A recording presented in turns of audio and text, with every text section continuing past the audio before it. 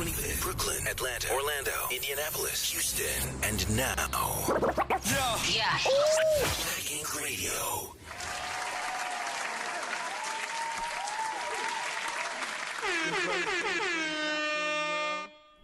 Yo, Unc, I hear you now, baby. What's going on? Peace. What's happening? I was reading out. Good brother Chase said he wasn't. Yeah, big bro ain't feeling well. Yeah, so we'll just wish him health, mercies, and blessings. Health, mercies, and blessings. Sure. Which one? Get well soon. Yeah. Yes, sir. Yeah, big bro. I'm sending you nothing but love and healing. Pray you have a quick recovery. Put it in the center. You know, so that's definitely welcome to another episode of Let's Talk About It. Miss Sage is on the way. You know, for those who don't live in Atlanta traffic is brutal, so she's stuck in traffic. But Miss Sage is on the way, and until she get here, we gonna hold it down. How you doing, Unc? How you feeling, family? Peace. I'm blessed. I had a little bit of some Jamaican food the other day, and I got a little stomach ache behind it, but I'm good. Oh, no, you can't eat Jamaican from just everybody. I'm about to say, what Jamaican food you had? I don't know. It was jerk chicken. It was good. It was delicious, but for some reason, you know, it didn't align right with your stomach. Yeah, it's just not agreeing with me. But I'm here though. I'm here. You know what I mean? Okay, that's good. Beautiful. What about? Yeah, I like. What's it? What? I was checking on the Stay Puff, Mr. Stay Puff. That's what we gonna call you today. Hey, listen, man. Y'all be catching me on my wash and my condition day, man. I'm learning how to do things in my hair, man. I'm trying to figure out. I think the puffs look cool though. I man. appreciate it. Cool. I've been getting some love. You know, I've been getting a lot of jokes, but for the most part, I've been getting some love. Hey, Unc, listen, Unc, my statement still stands. If you need a hair donor, I got you, baby. I got you. Oh, for sure. My statement still stands. I got you. Oh man, I ain't know it was like that under there. Yeah, he needed to donor. And my hair grow fast, so I give it to him and go right back like that. I'm willing to give it to you, baby. He good though. That's your style. That's the OG right there. How long you been bald?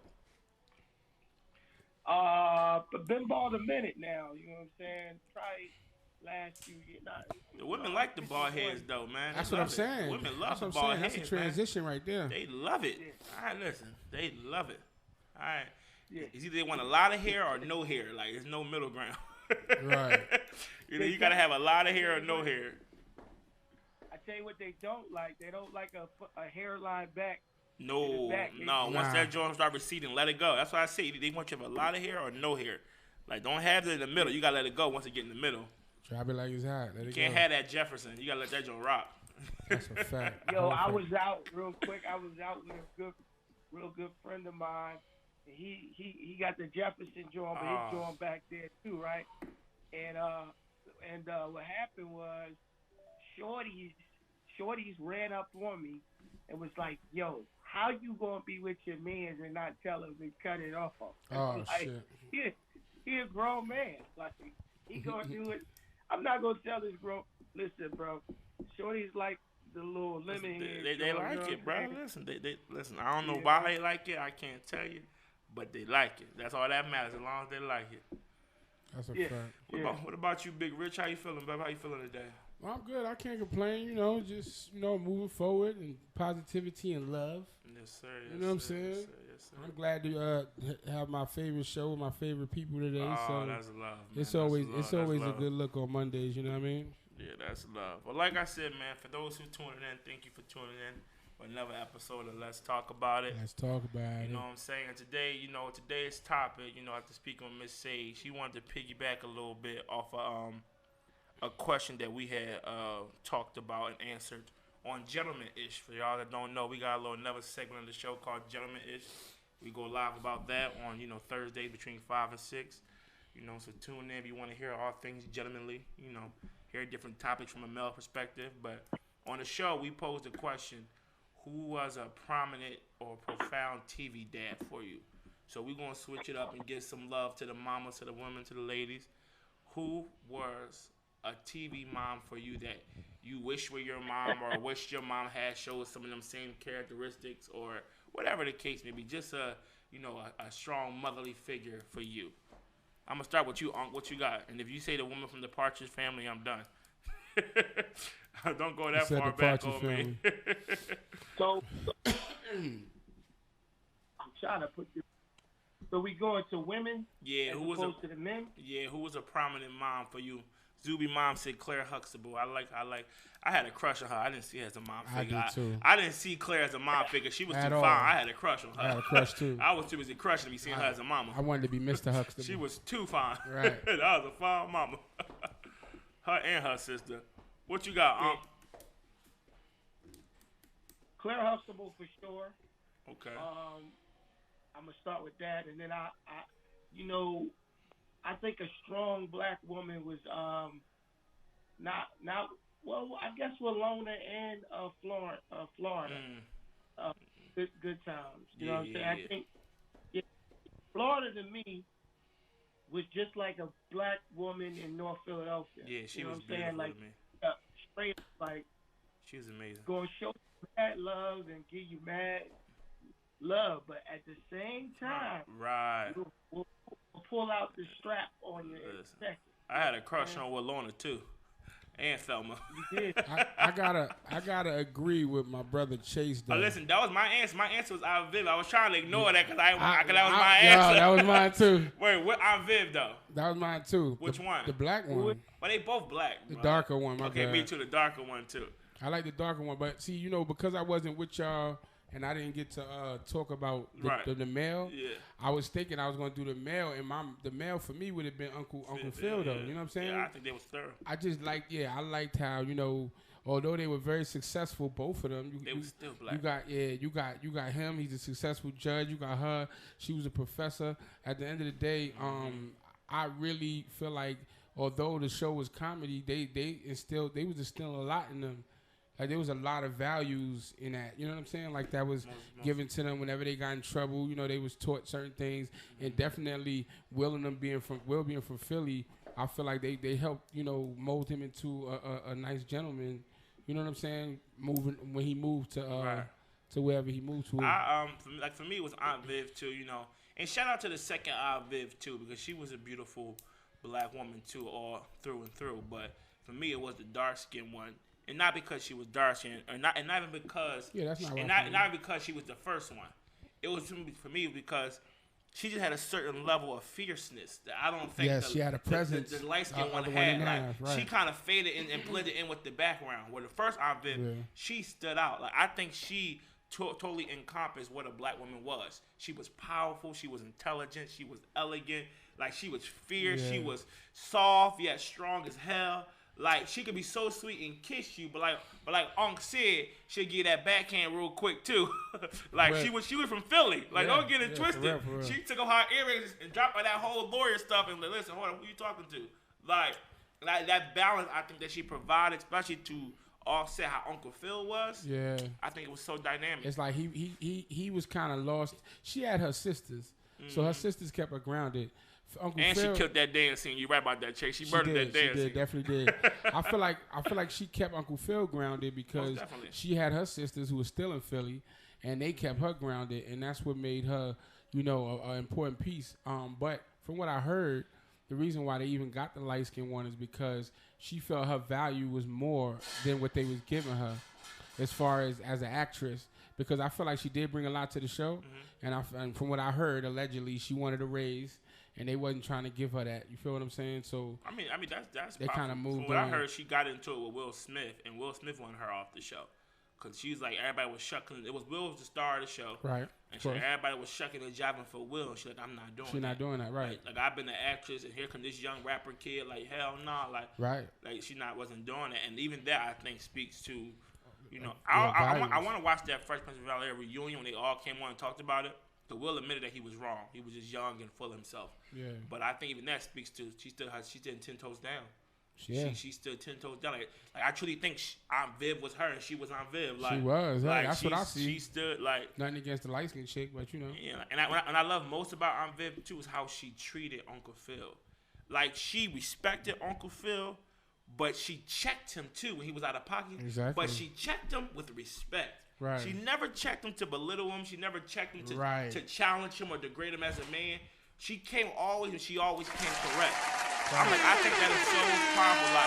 Like she, don't get it true. Like, she uplift her man, but she, hold on, you going too far. Come here. But she still did it with a certain elegance that made Uncle Phil say, you know what? I can't even be mad at you. Like, I gotta. What you saying is so true. Vivian, I'm sorry. Like, you start talking rose smooth and poetic, all that. Baby, I'm sorry, baby. You know, you was beautiful the day I met you. She made that nigga dance. Well, I'm telling you, like definitely. So I think that whole dynamic was just a beautiful dynamic and a beautiful representation of a black couple. A perfect couple, a perfect black couple to me. Most definitely. Okay, so speaking of black couples, I'm gonna ask you first, because you know, you the OG, you the OG, you the OG. Triple OG. What do you think? Well, that's a two-part question. First, do you think there has been a demise of the black couple? And if there has been a demise of the black couple, what do you think the reason is?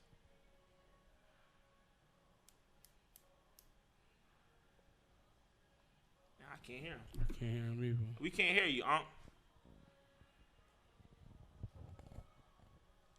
Were y'all able to hear him? Yeah, we can't hear you. Can y'all hear him? Nah, we can hear you.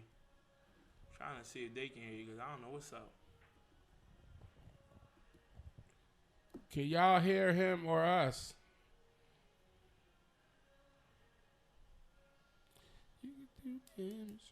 It's at the bottom where we see in the last comments. Wait, Ashley said no. Ashley, no, you can't hear us, or no, you can't hear MJ. MJ, can you hear us? Oh, so he can hear us. He can hear us. Keep it $1. Can you hear us?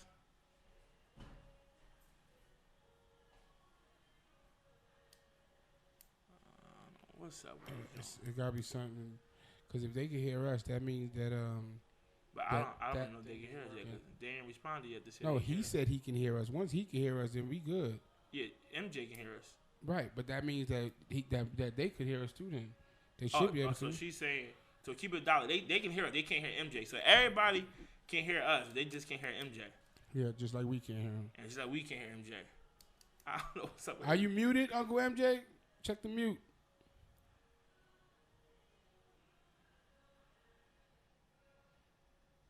Nah, I guess he's not muted. No. You might have to go out and come back in. Might have to try to go out and come back in, Unc. Not him. Hold on. There we go. There we go. Yeah, what happened? You was on mute? No. I don't know. I've just been hitting. I'm not on mute though, but no. Well, we can hear you now. All right. So we back at that. So you heard the question. What if do you believe that there has been a demise? The demise of the black couple, and if so, what do you think is that said demise? Like, what do you think happened that made the prominent black couple falter, so to speak? So you just talking about in general black couple, or you talking about on TV? No, in general. And feel free. No, it's a bunch of black people. There's a bunch of black people still together for sure. Mm-hmm. What is happening? There's a narrative that's out here now, which I'm not against. I mean, I'm not gonna say against, but us being on the live, you got the LBGT, they're coming out. You got interracial situations coming out. Mm-hmm. More people are conscious of, being with black men and black women. So, but as far as I'm concerned, black people, I see black couples all the time. I don't think it's a demise at all. I think black people all together all the time. I don't. So you think there's a false propaganda being shown that the black couple is no longer prominent? You think the media is just the media is not shining no light on the black couple, causing us to think that it's no more black couple, so to speak? I agree with that, and the reason is that they want to change the narrative. They want to make it feel like it's not a good thing to do. Right. You know what I'm saying? Or not say a good thing to do. That it's not. I'm in the black community. That's all I see is black people together. Right. You know what I'm saying? I don't know what community they surveying from and where they getting their sources from, but in the black community, it's black people all over the place together. You know what I'm saying? I don't know what that means. I don't. And maybe right. Maybe you see. Can I say something? Yeah, go ahead. I just watched Simpsons last night, and they had, and like I said, I'm not against anything, but they pushing the narrative so much, bro. They had two gay cartoon people kissing and hugging, and an entire gay party, a pride party on cartoon. Somebody drew that. Somebody had to take the time to draw all of that. That's the narrative that they're pushing now. The media and everything like that. They're pushing that narrative. You know what I mean? And if you notice, some of the commercials are interracial. I don't know if you noticed, but I've noticed that most of them are now. You see, right. Mm-hmm. Now, why that is, I have no idea. Right. Why they would like for us to think that we're not together as a people, I don't know, because that's not the case. Right. But I don't know why they try to, portray that. I don't understand that. So what you think? What you think, big bro? Rich, what you think? Me personally, bro, I think that what's happening is I don't really feel like it's the media. I feel like it's more so like the TV shows and the movies that's part of the media and the series, huh? That's part of the media. Oh no, I didn't. I thought media was just news. No, so media is all aspects of programming, so to speak. Okay, so social media, all those things. Well, what I feel about with them is what they doing is, they're trying to relate more to like you said was being pushed. So they're trying to get ahead of the ball. Right. So that's why most shows, like if you watch All American, he had a white wife. You watch certain shows, a lot of times there's always a female cop who has a female girlfriend. You understand what I'm saying? It's like they try to fit in the what they feel is going on now. And I guess it gets to a point where you start to forget about what was, because there's no real shows right now that show powerful black couples. They'll just be like it's a football player husband, and then the wife is a gold digger. You understand what I'm saying? Like it's always some. There's always a scandal. He's cheating, or she's there's always underlying scandal. I got you. Yeah, because the only person pushing black couples right now is actually Tyler Perry. But it's always that. It's always the bad relationships. That's what he's pushing. But it's always powerful black couples in his. But it's just, so I just feel like it's just basically the people who are shooting the shows and the people who are doing the actual, movies and stuff we're looking at, they're just trying to push something that they think is what's going on, and they're forgetting about, what it was. That's how I feel. Like I said, so we all pretty much agree on the same point. We all pretty much align. I'm definitely aligning with Uncle MJ. It's more like what the media portrays. There's a lot of black couples. A lot. Me too. Like it's about how, a big thing is, we have a lot of people who talk about, all these quote unquote black men, marrying outside their race. And when you look at statistically, when you look at the percentage of black married men, 90% of married black men are married to black women. Right. But they only shine light on the 10%. The 10%. And I truly feel like that isn't by accident. I don't think it's by accident that, like Unc said, we have if not every commercial, every other commercial, when they show a black couple, it's an interracial couple. Right. Yeah. Now, I have nothing against interracial couples at all, but I'm just saying. Like, I remember one time I was watching, they got this show called Black Love. And it's a documentary where this black couple interviews a bunch of different black couples. Some celebrity black couples, some regular Joe's black couples. And they just give their stitch. And I love watching that show because I like to get the wisdom from older black couples on how they made it work. Like, we've been together for 60 years. And I'm like, I can imagine being with somebody for 10 years. How you get to 60? Like, so I love to just listen to that and learn. And a couple times on the show, they would have a black woman or a black man talking about black love. They won't show their spouse. Yeah, black love, and then they finally show their spouse, and their spouse is not black. Well, I don't want to sound like a jerk, but in my head, that's not black love. Not black that's love. Interracial love. Right. Black love is two black people. Correct. Like, that's interracial love. Whether you black and your spouse is Hispanic, Asian, Caucasian, whatever. Like, to me, that's not black love. Completely. It's halfway black love, I guess you can say, but it's not full on black love because that's two different races. Right. But and I'm not saying that we shouldn't include those black people who are married to non-black people. I'm just saying when I think of black love, I'm thinking of two. Yeah, if you're gonna talk about black people. love, it should be like on the show on Black Love, they had two black men who was married. I don't give a damn. I don't care if you're gay or I don't care. That's still black love. Yeah. Y'all both black. Right. We didn't say straight black love. We just said black love. I don't care if it's a homosexual or heterosexual. As long as it's black love, you feel what I'm saying? Like, yeah. That was my so like I do think they are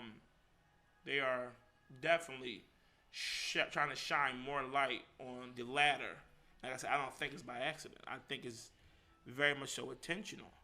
But I got a question, because I got a theory, and I want to drop my theory on those watching and y'all too. And y'all tell me if I'm wrong, especially as men. I got a theory. But my first question before I get to my theory is, and I'm going to come back to you, Unc.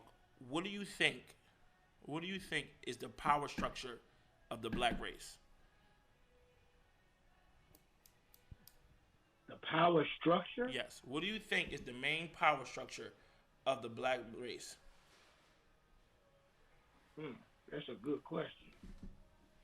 I wanna hear Rich Rose. All right, go ahead, big bro. What you got, Rich?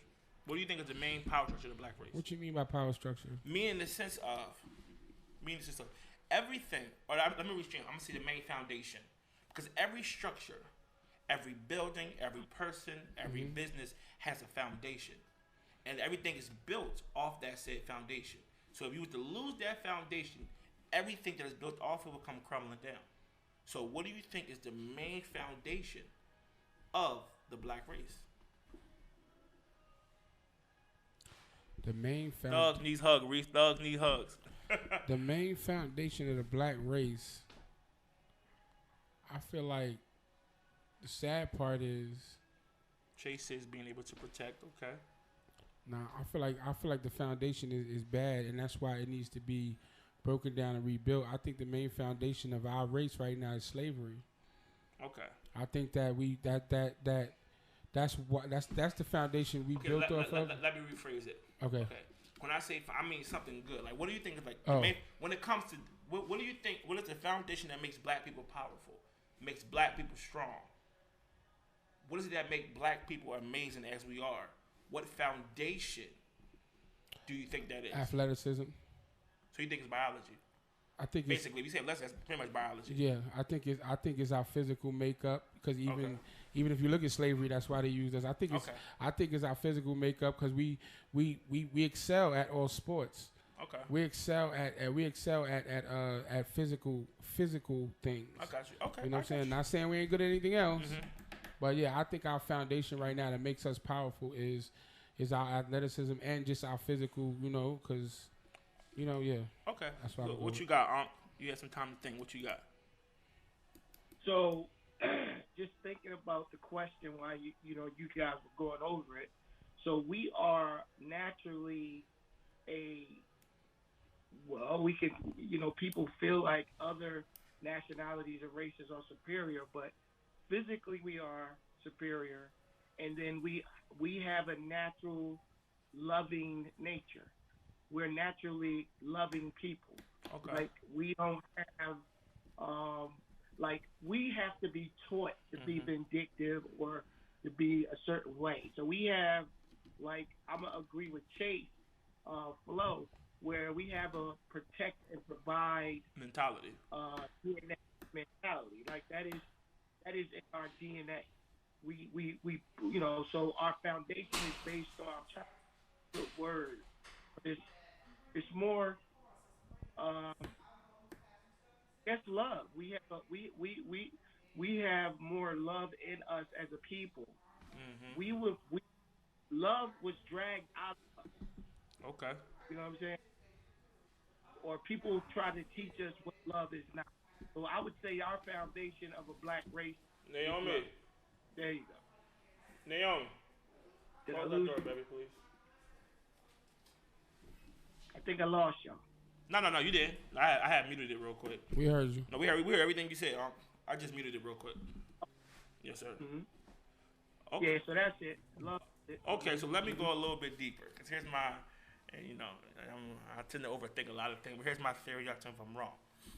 I feel like the main power structure for the black people is the black family. And that's why I'm piggybacking off of why I think why media doesn't no longer show the black family in a prominent lighting. I think overall, the power structure of the black race is the black family. Even in slavery, we were getting married. We were jumping the broom. Slavery, I truly believe that slavery could not break us because we still had family. We still had camaraderie. We still had love. I think all the things y'all mentioned, love, the sense of protection. When the master was raping the goddamn husband and the wife, they would come back home and they would console each other and love each other and so on and so forth. I truly think the main foundation is the black family.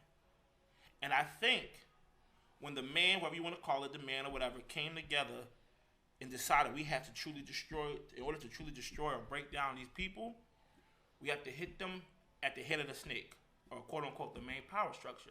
So I think they realized that the main power structure is and always have been family. So they broke and divvied up family. I can agree with that. They broke it. In came, Then you started taking away, and they first, and here's the crazy part, and that's why I be telling people this stuff, and they be like, man, you tripping, but I think that's true. A lot of times we think they attacked the black man first. Oh, they attacked the black man, took the black man out the house, so on and so forth. They realized we were the leaders, we were the protectors, they got rid of us. And there's some truth to that, but it's not all true. They attacked us to truly hurt the main source, which is the black woman. Because you take any main power, you take any family, I don't care if the father been there from day one. He the breadwinner, the protector, the leader, so on and so forth. The matriarch of every family is the mother. It's always the grandmother. She's always the main homing beacon, so to speak. Even no matter how prominent grandfather is, it's always grandma. Big mama. It's always the mama. So in order to truly destroy the main power source, which was the family, in order to truly destroy the power that was in the family, they had to attack the mother. And the best way to attack the mother was to take away the king that was protecting her. In my mindset. So they took us out the household. They took away the factory jobs that a lot of our grandfathers and fathers worked that made good money, good pensions. They took out they took away the factory jobs and certain economical I forgot the word I'm looking for, but certain things that allowed the black men to provide and do the certain things they need to do to protect the family, provide for the family. They took them out and came in crack cocaine, so on and so forth. All the things they did to cripple the black man. Why? To now overwork the black woman. See, back then, when the man was able to work and provide, the black woman didn't have to worry about those said things. So she could be home, tending to the kids, making sure the kids are educated, making sure the kids are able-bodied and ready to go in society and be prominent black men and black women. But now with the black woman being overworked, she can't do those things. So who's raising the kids now? The black man not allowed in the household. Because we put the black man in the household, no more Section 8, no more health benefits, no more so on and so forth. So the black man is no longer allowed in the household. So now the black woman has to try to be the black woman and try to make up for the lack of the black man. So now she's overworked, she's overly tired, she's drained. She no longer has the energy to give to those same black little boys and girls. So now who's raising them? TV, the media. Now you got 5 and 6-year-olds who can't read or write, but know a song, but know a rap song. You got little girls, and I've watched this with interviews and shows. You got little girls and little boys whose dreams are to become drug dealers and strippers. That's their dreams. So I truly believe it's like on the board of chess. It's like chess. You take away all these pieces to get to the king, but when it comes to the black power structure, you can say, figuratively speaking, the king is the woman. She moves, but so much. The man is the queen in chess. We move all over the place. We got all these moves. The king only move forward, back, side. Why does the king move less? Not because it's less powerful, but because it's truly needed to be in one spot. Mm-hmm. The more it moves, the more accessible it becomes. Mm-hmm. We need you to be in one spot where it truly matters. In this instance, to be the house. We need you to be in the house where it truly matters. Let me, the man, go out there and deal with society trouble, society problems, society roughness. You stay in the house where you're protected and where you can do what? Shaped and protect our future. Because ultimately, it's not about us no more because we done lived our life, we grown. It's about our predecessors, those who come after us, the future. Mm-hmm. So if I'm not home, because I'm not allowed to be home, or if I'm on drugs, or I'm selling drugs, or I'm in jail, and now you gotta work. You working 12-hour days. You come home, you barely got energy to cook for the kids, let alone teach the kids. Who's raising the kids? Who's raising our future? Media. Fucking television. The media is. Yep. And it's called television programming for a reason. That they say the eyes, if I remember the phrase correctly, the eyes are the mirrors to the soul or something like that. It's the gateway to the soul. The gateway to the soul. So if you programming from the eyes, they're programming us to feel a certain way in our soul. That's why you got kids, and I don't mean to make light of the situation, but you got kids, some kids who never had a problem in their life, so to speak, but they got depression. You're 6. What the hell are you depressed about? You're 6. What are you depressed about? You Right. have no bills. You have no life struggles, no worries. And I don't mean for the ones who have parents who are crazy. I don't want to say crazy. They have parents who have issues, but I mean, you got kids who got parents who are well off, who are decent parents, making good money, and so on and so forth. But they're still sick with depression. They're still sick with all these mental problems. Like, how do you get this? And you have been through no life struggles At all. but it comes from televised programming, or they found another way to get us through the phones, through social media, so on and so YouTube, forth. all that shit. So like I said, my theory is I think the reason why the black family is no longer prominent on TV is because of that. They don't want to get the idea back to us that, you know what? In order for us to truly be powerful, we got to come together. We got to come together And be a fucking family. and be a damn family.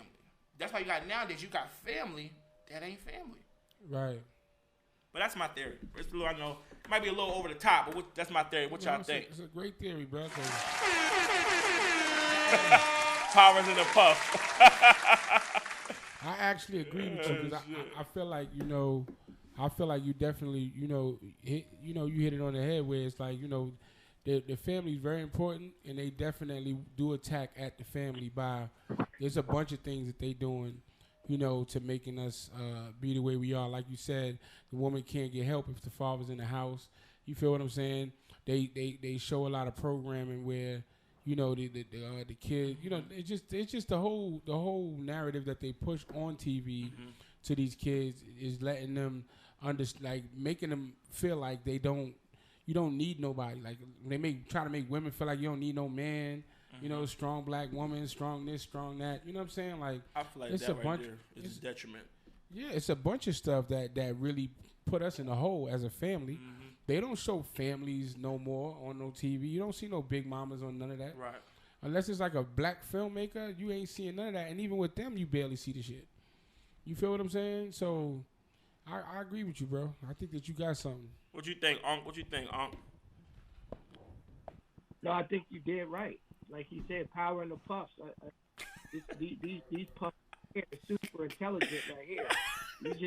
They my antennas, man. My antennas. I'm absorbing all the intelligence in the air, man. He said I'm like Samson. The strength is in my head. Like you hit it dead on the nose for sure. Family values, family structure. I mean, it's like Sage used to say, we're behind the 8 ball, maybe 245 years. Heavy. You know what I'm saying? Right. Heavy. So they already they started this race a long time ago. What they didn't account, and hear me out, what they didn't account for, and what they keep trying to figure out is how we have a tendency to persevere, how we have a tendency to continue on regardless of everything that is thrown our way, how we're able to fortify, just stand 10 toes down. Right. Regardless of, right. So, but you're absolutely right. This is the narrative. It's apparent.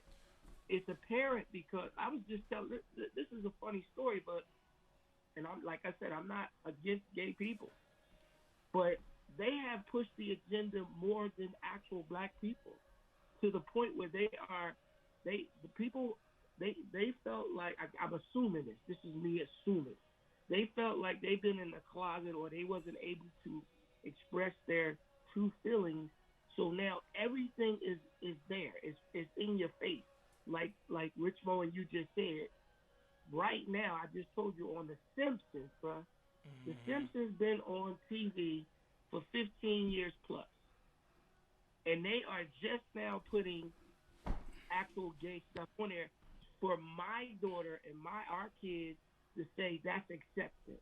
That they okay with that. So why not take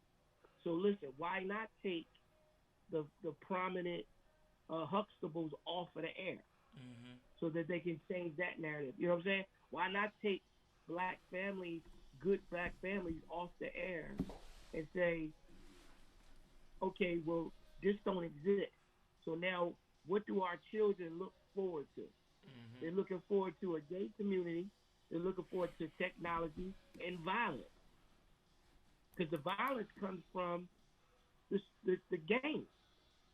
You know, I heard that people up where we're from, it's easy for kids, teenagers to kill each other because when they're kind of numb to it because they play these games, and it's so lifelike now.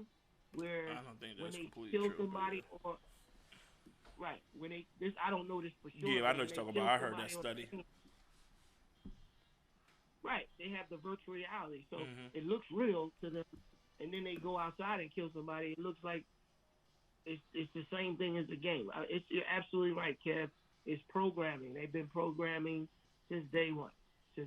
Yeah, and I think you know what I'm saying? So what made me realize that is because we're the only, far as my nothing, all the things I've seen and came across, we're the only race that has this get it out the mud mentality, that has this throw you to the wolves mentality. Every other race don't do each other the way we do. Like, you know, our kids turn 18, we talking about the house. Or you got to pay bills now. Well, I was just 17 yesterday. The minute I turned 18, now I got to pay bills. Like, white people, Indian people, Asian people, they kids go to college, still live at home. Their kids get out of college at 24, they still live at home and work and don't pay no bills. They use that money to pay off their student loans, to build back up their credit. So by the time they're 28, 30, they can get married, start their own family, their brand new house they just bought together, debt-free. And they pass on the baton continuously. We're the only family where I've seen where you have the family, you have the brother and sister competing against each other. You have the mother and daughter competing against each other. The father and son competing against. It's like, whoa, it's supposed to be a family, not a competition. If one win, we all win. If one eat, we all eat. So and me noticing, I realized, like, so if every other race is this prominent or this powerful, and it's because of their family, then I wonder why they took our family away. You see what I'm saying? Like, that just made me, like, it just made me think about that. And I feel like the funny thing is, I feel like the very thing that make us dangerous as black people is the very thing that make us weak, and that's our strength. We overuse strong. I'm a strong black woman. I'm a strong black man. We overuse, I can do it by myself. I don't need no help. I know you can do it by yourself, but God made a man and woman for a reason, so you ain't have to. Now, whoever came first, exactly. Man or woman, we can argue that all day. But nonetheless, he made both for a reason. If a man was just to do it by himself, or a woman would do it just by herself, he would have made just one gender and called it a day. He made you a partner for a reason, because he knew by doing it by yourself, you would not be able to give 100% to everything you do. It's impossible. It's impossible to give 100% to everything you do.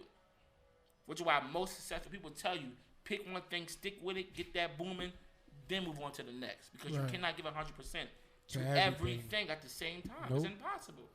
So it's the reason why God, well, I'm a strong black woman. Yes, baby girl, you are.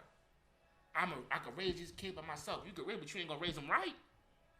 And you ain't raising them by yourself, because the TV watching them when you ain't. Because you sleep. Because you just did a 14-hour shift. It's like everybody needs help. It's about balance. It's strictly just, I feel like this whole world came down to balance, yin and yang. It's always about balance. But people get too caught up on, oh, I'm doing more, you're doing less. And I tell people all the time that, equal, the word equal and the word balance, they coincide, but they're not the same thing. If I put a pound of feathers and a pound of rock on a scale, are they balanced? Rich, they balanced? Yes, they are. They balanced Uncle MJ? But he buffering. But they're balanced. But if I hit you with the pound of feathers and the pound of rock, what's going to hurt more? That rock. So they're balanced in weight, but not equal in what? Force. Right. So everything that's balanced ain't going to be equal. Everything that's equal is not going to be balanced. That's a fact. But this whole world was predicated off of balance. The whole, we done left Uncle MJ. Like this whole world was predicated off of balance. Let's get Uncle MJ back.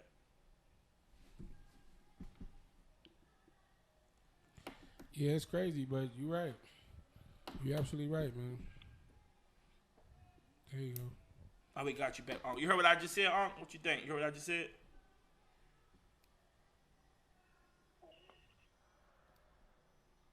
Yeah, I'm back. Okay. So I was just telling Rich Can you hear that, me? yeah, we can hear you. I want to get your thought on this. I was telling Rich, just now, and the people Hello? listening. Can you hear me? Yeah, we can hear you. Can you hear us?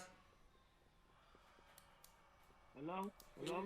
You can't hear us? We can hear you. We can hear you. We kind of like a couple seconds off as far as time. So It's a delay. can you hear me in real time? Yeah. Yes. Oh, And shout out Big Bro Chase Flow. He said something serious. Him and Ashley. I can hear saying you now. Yeah. They get into us, through our For some food reason, I'm just and the losing. things that we drink. That's also very true. The chemicals they put in our food and Yes, our I drinks. can hear you. I can hear you. Yeah, we can hear you. Okay. You just a couple of seconds off. What I mean, it's a delay. It's Okay. a delay. Okay. Yeah, it's a delay. On my side. Yeah. Okay. But I think you said everything correctly. I got. Listen, this is what I'm gonna do. I'm gonna leave and come back in and see if I can Go ahead. start all over. I'll All do right. Let's do his phone. Talk that Afro gangster Ishkabibble.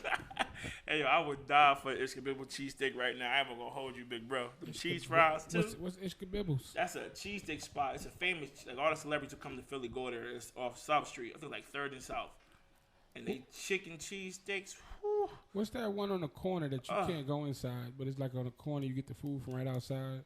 You can't go inside. Was it Geno's? It started with a G? Probably Geno's, but you can go inside. No, you talking about it's like a white and red building. They got mad pictures outside, all the celebrities. Yeah. Nobody eats there. That's a tourist spot.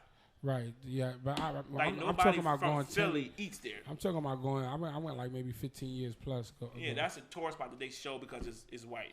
Nobody from Philly really eats there. Wow. Like I never been there a day What's in my the life. name of it? It's called it's not Geno's. It's I think it's is it Pat's? I don't remember the name. That's how much I don't go there.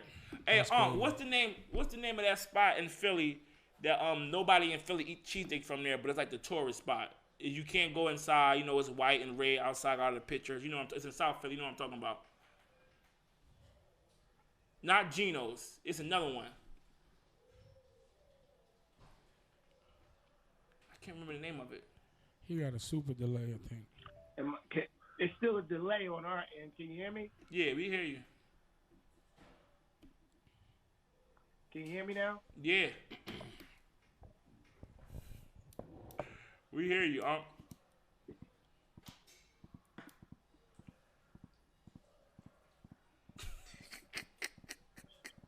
This dude in technology is funny. Right. Yeah, Unc, can you hear us? It's both Say crazy. something. So can you hear us? He shakes his head. Say something, Uncle MJ. Just say something. He's not even talking. So we're gonna keep it flowing. I gotta cause my biggest thing right now, is Ashley, you can't hear us? Says she can't hear us. Dun, dun, dun, dun, dun, dun, dun, dun.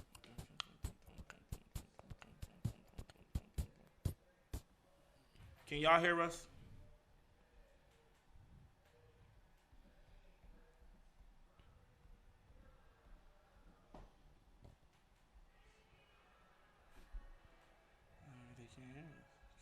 hear it?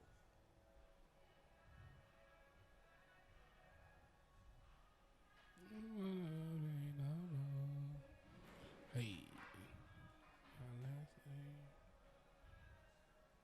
Let's go.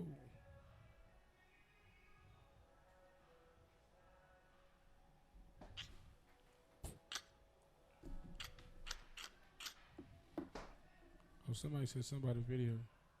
That's Unc. Just add him back in. Okay. Are you cool now? Can you hear me? We always can hear you. Can you hear us? Damn, they can't hear us now? Can you hear me? Yeah. We can hear you. Can you hear me? Can Hello? you hear us? You can't hear us? We're not muted, right? No. What the hell? I don't know what's wrong with this joint. Why you can't hear us? Everything connected. Everything suited and booted. Yeah. I know that thing ain't off because if it was, then we wouldn't hear him. So I don't know. I can hear you, MJ. Oh, now he's saying I'm lagging badly. And I look just totally fine over here. Are you on Wi-Fi? No. I never use the Wi-Fi. Turn your Wi-Fi off, yeah. No. Sometimes you said lagging badly. Am I still lagging? Slagging and lagging. Paps and Geno's. There we go. Pats and Gino. It's Pats. Pats. I mean that's the tourist spot. You got if you're going down South Philly, it's Ishka-Bibbles. I just told you. People go to Ishka-Bibbles. Gyms. You know what I'm saying? They go to gym. I was just telling him that. Huh? No, I was just telling Rich Mom. I said nobody from Philly go to Pats and Geno's to get a cheesesteak. It's like a delay. It's a real bad delay. This joint tripping. Okay. It's a real bad delay. It's a real bad delay. I don't know what that is, but Me either. I don't know why this joint tweak it like this. I have no idea what it is either. Nah,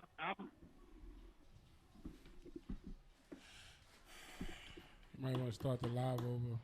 You might have to. yes, but it's lagging. It's a bad delay on your side. Yeah, Everybody on the live can hear me live time. As far as you're concerned, you're lagging. Yeah, I'm gonna start the live over. Cause I don't know why it's doing that. So I'm gonna save this joint. I'm telling you, I'm on the live. Yeah, I'm gonna start the live over. Maybe if I restart the live, it'll work. So I'm gonna start the live over. So everybody watching, tune back in. Tune back in, Mama Moonsie. That's crazy. Yeah, I don't know what the hell going on.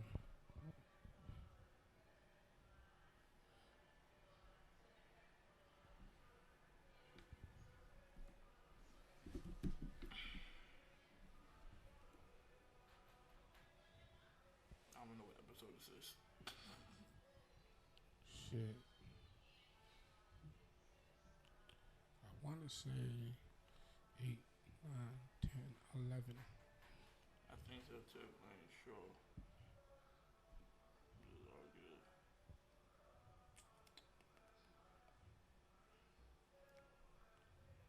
I don't want to play no games. That's dope though. What you just was saying about the family, like I think that's really true, and I think that is an issue that niggas need to really like work on, because at the end of the day, without that, we ain't gonna make it nowhere. We ain't gonna get nowhere. No, we ain't gonna get everybody, not by ourselves. We not. No. We gotta get out of this whole we're strong thing. Can you straight? I don't know if it's my phone or that phone. I just need it straight, like tilted to the left a little bit. If it's your phone, there you go. That's perfect. Hopefully everything back up and want to act regular. That is perfect, actually. Yeah. Can you hear me now? We can hear you. Can you hear us? Damn, it's still lagging? Yeah, it's just you're on a delay on our side. That's what I'm saying. But I don't know what's up with this joint, bro. Yeah, you're on a delay. I don't know what's wrong with it. So like you're speaking, but you're Okay, I should cut off. What cut off? Yeah, hold on. I don't know. We trying. Yeah, Ashley will tell you like. It's Yeah, no, I saw that. We trying to see what's wrong with it now, cause I don't know what's up with this joint. I can't. I'm just as new to Instagram as you is, I'm still learning this as I go. Yeah, but I mean, I am not IG savvy. What's going on has to have something to do with the service. So maybe I should try to connect to the internet. Yeah, the Wi-Fi might help. Yeah, hold on. Cause I'm like, bro, this is okay. Tweaking. Yeah, this joint out of pocket.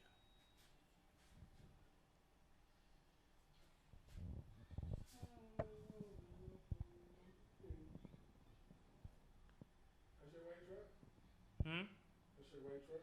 No. I don't know who that is. Who that is? That is my big girl.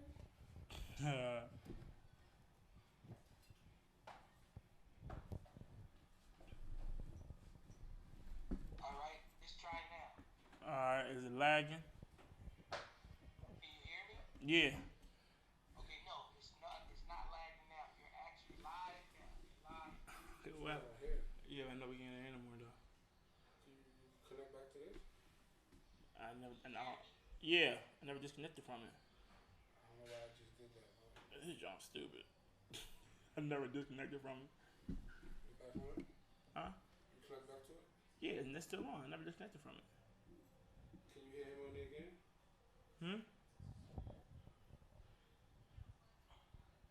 Uncle MJ. Yeah, can you hear me? I can hear him just fine. I just can't hear him in the microphone. In the headphones. That's what's wrong. Can you hear me? Yeah, we hear you. Okay. Now you're live now. Like, I just want to say that. Can you disconnect from it and go back to it? So far behind. Right, I don't know. I got you. This joint was over here bugging. I'm telling you, Instagram don't like me. Go back to the stream. I got you.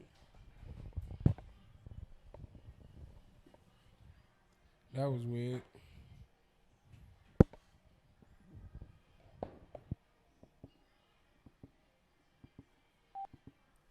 Alright. I'm connected back to that joint.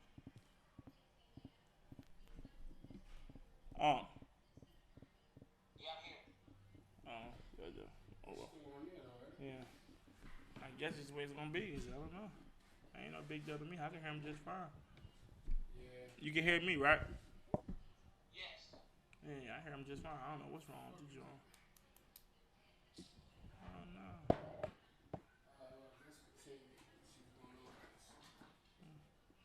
All right. Well, anyway, so today, we've been talking about family and everything. So, what is something that you wish your family had growing up? Like, was you wish they were more family-like, spend more time together? Do you wish they were so divided? Do you wish they were more supportive? Like, whatever. Like, what do you wish your family had more of growing up that you try to now incorporate into your family?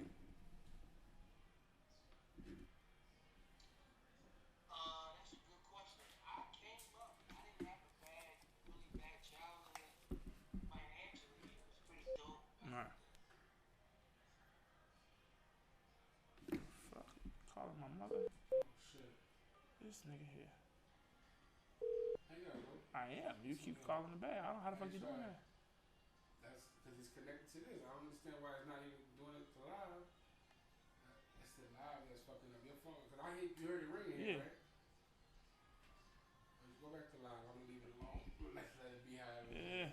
That shit bugs out. I'm back at a lot of that joint screen black now. Oh, shit.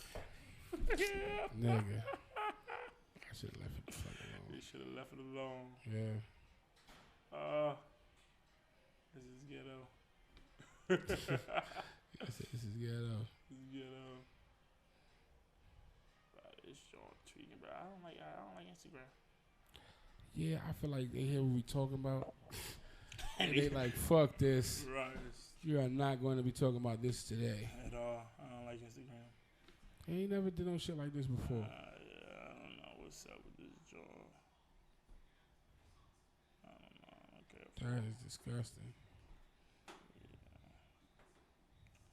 That was Richmond's fault. I'm blaming it on Richmond. Blame it on the rain. Yeah. God damn it. She's still stuck in traffic, huh? That jump crazy. She probably gave up.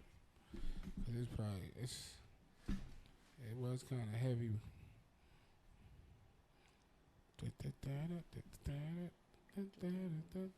So what about you, Rich? What you got? What's something that you wish your family was more like or had more of, so on and so forth?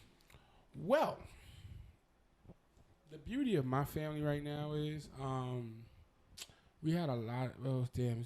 To say the beauty and say what I'm about to say is not good, but we had a lot of deaths in my family. Okay. Early on, a lot of people died. Now I have a very big family on both sides. Right. You know what I'm saying? So, you know, I got my Jamaican side, I got my American side. On the American side, we had a whole lot of deaths. So that made us at some point stop and come together because there was a lot of feuds. There was a lot of feuds in and out of my family, like so we was kind of separated. So now for the past, I want to say like 10 years, we've been real strong on family reunions and getting together. And if somebody gets married, we all going out there. Then we have even smaller pockets of the family where we'll just meet somewhere like Miami, you know, like, and I mean, aunties, uncles, everything, just to keep the family tight, you know. And I realized that I thought that was a norm because it was happening for so long. I thought that's how all families did. Right. And I realized that they don't, you know what I'm saying? So when we had one death on the Jamaican side, which means my grandfather died, and to be honest, it was like nobody had died on that side in probably 20 years. So it was so crazy that my family was acting up. So when I got up at the funeral, you know, I kind of flipped on him like, you know, yeah, like, when's the last time y'all even spoke to Grandpa? You feel what I'm saying? Like, and y'all in here bickering. Like, you can see the different issues. So I got at them and basically try to get them on board with what my other side of my family's doing. So I personally feel like you just need more family reunions. You kind of need like a judicial system inside the family. Right. So when something happens in my family, my moms will, the two parties will contact my mom. She's become my grandmother.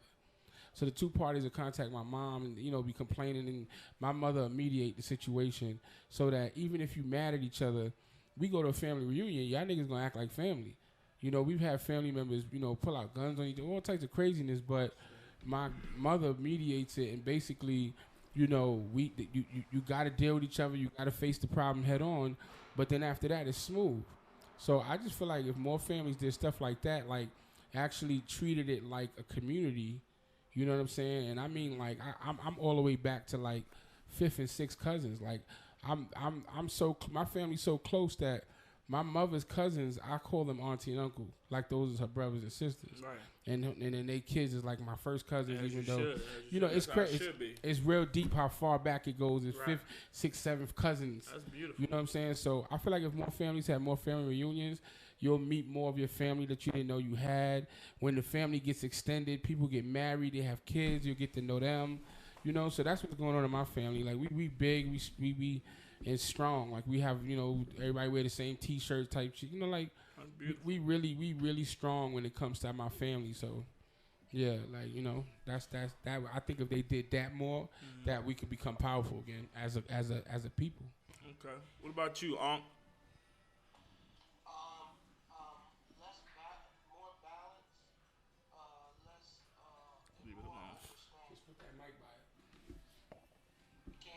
Yeah, we hear you loud and clear. The mic, just that mic. No, keep it. This one, yeah. Just put that by your phone. Right. Yeah, more balance and more balance and more understanding. That's it. Less confusion, more communication. That's it. Okay. For me, I wish, you know, I'm gonna speak on both sides, both my mother and father's side. On my mother's side, you know, I wish we had. I wish we would heal. On my mother's side, I feel like I look at a lot of my aunts and uncles and grandparents, and I don't feel like nobody's truly healed. I feel like nobody is truly sat down and truly said what they need to say to one another. Because if they do, we gonna fight. It's gonna be crazy. Like, we from Philly, like, we gonna fight, family or not. You say the thing we don't like, we gonna punch you in your mouth. Like, we gonna fight. It's just ultimately what it is. Right. And because I feel like everybody isn't healed, everybody is selfish. And my family, man, I look at my family overall, like, they dope when it comes to talent. Like, my family's talented. They're intelligent. They're beautiful people. Like it's funny. I was just talking to Ashley, and Ashley always say how none of your cousins or uncles are ugly. Like, all y'all some beautiful men. Like, and then like my homeboys, they see my aunts, my cousins, they're like, yo, all your women in your family is bad. We just beautiful people. Like I said all the time, like my immediate family, my aunts, my uncles, my first cousin. Like, we're all beautiful. When you get to the third and fourth, fifth cousin, I ain't got nothing to do with that. That's not immediate no more. My grandma's sisters married somebody else. Right. When it gets to my grandma and get with my grandfather and trickling down from there, like, we're all beautiful on the outside. Right. I feel like a lot of them are ugly on the inside. That's deep. And because of, you know, trauma, because they've been through a lot, you know, like it's funny, like. My family's life can be a movie. That's how crazy it is, like a drama series. So often I wish, like, you know, they would heal so that we can truly come together. Cause, you know, we trying to do that now. You know, this year we had our second family reunion back to back. That's dope. You know, but the first one was last year, second one was this year, and I've always tell people this, and every time we get together, it's always prove me right. My family is good to be together for a day or two. After that, hands are going. Like, we can't be around each other more than a day or two without a fight breaking out. And it happens every time faithfully. And that all comes back, like I said, just from trauma. Somebody's eventually gonna see something that you don't like, or you're gonna remember somebody did to you a couple years ago and that triggered you, so you're gonna snap again.